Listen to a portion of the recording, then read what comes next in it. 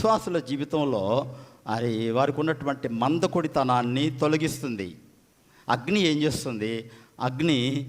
అగ్నిలో ఏదైనా ఒక వస్తువు పెట్టినప్పుడు ఏమవుతుందంటే దానికి ఉన్న మలినాలన్నీ తొలగిపోతాయి.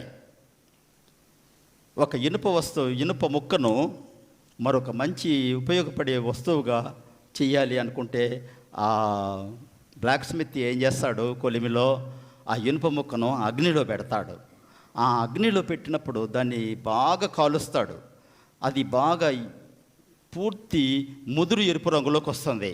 ఆ ఎరుపులోకి వచ్చిన తర్వాత దాన్ని అన్విల్ మీద పెడతాడు. పెట్టి ఏం చేస్తాడంటే ఏ సాధనమైతే, ఏ వస్తువు అయితే తాను చేయాలనుకుంటాడో దాన్ని చేస్తాడు. అగ్నిలో పెట్టకపోతే వస్తువు రాదు. అలాగే దేవుని వాక్యం అగ్ని వంటిది, నా మాట అగ్ని వంటిది కాదా, మిమ్మల్ని సరిదిద్దేటువంటిది అగ్ని వంటిది కాదా, బంగారం లాంటి నా బిడ్డలైన మీకు మురికంటుకుంటే నేను ఒప్పుకుంటానా?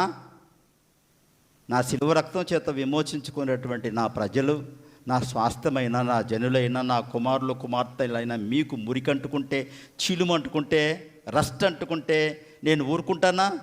ఏం చేస్తానంటున్నాడు? మిమ్మల్ని అగ్నిలో పెడతాను, ఎందుకంటే నేను కంసాలి వాడిని అంటాడు దేవుడు. అంటే నేను స్వర్ణకారుణ్ణి అంటాడు దేవుడు. ఇక్కడ మలాకి గ్రంథంలో మనం గమనిస్తే అక్కడ 3వ అధ్యాయం 2వ వచనంలో నేను స్వర్ణకారుణ్ణి, గోల్డ్ స్మిత్. స్వర్ణకారుడు ఏం చేస్తాడు? కంసాలి అని అంటారు, స్వర్ణకారుడు అంటారు, గోల్డ్ స్మిత్ అంటాడు కదా. ఏం చేస్తాడు?